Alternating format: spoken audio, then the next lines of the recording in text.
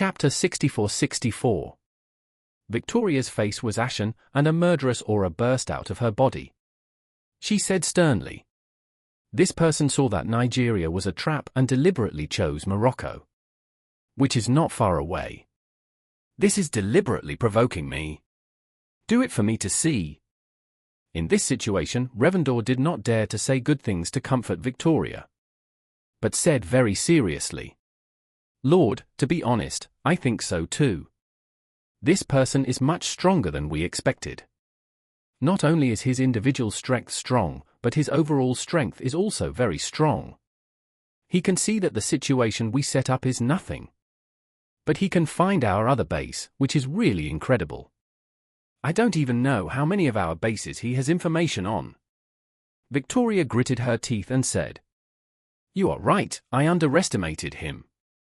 I originally thought that the base in Cyprus was exposed because it fell into his hands when the cavalry guards went to capture Maria last time. But those cavalry guards must not know any information about other bases. Now it seems that he must have other channels to obtain information."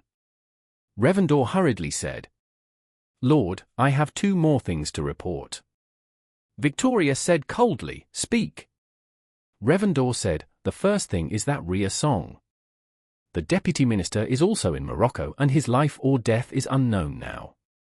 Victoria trembled all over, her expression was horrified. But she forced herself to calm down and said, "What about the second thing?" Revendor said, "John just reminded his subordinates on the phone that if that person had already paid attention to Nigeria, then the base in Nigeria must have been exposed. Now John and the 3 elders are there, and they will most likely be targeted by the other party. So John wants to ask you, what should he and the 3 elders do now?" Victoria said with a dark face, "John, this waste, not only lost the base in Morocco, but also Rhea seems to be gone. She is very talented. If she is well trained, maybe the 3 elders will become the 4 in the future. Now her life or death is uncertain. Even if she is alive, it will be difficult to find her. Warrior's Den will bring such a big loss to me. Let him stay in Nigeria for the rest of his life and shouldn't go anywhere else." Revendor hurriedly said, "Lord, I dare to say something for John. There are no real monks under John. Even if he knew that the other party wanted to attack Morocco, he would be powerless to stop it. His real mistake was that he shouldn't have let Rhea go. But in the final analysis, there was no procedural problem for him to send Rhea there.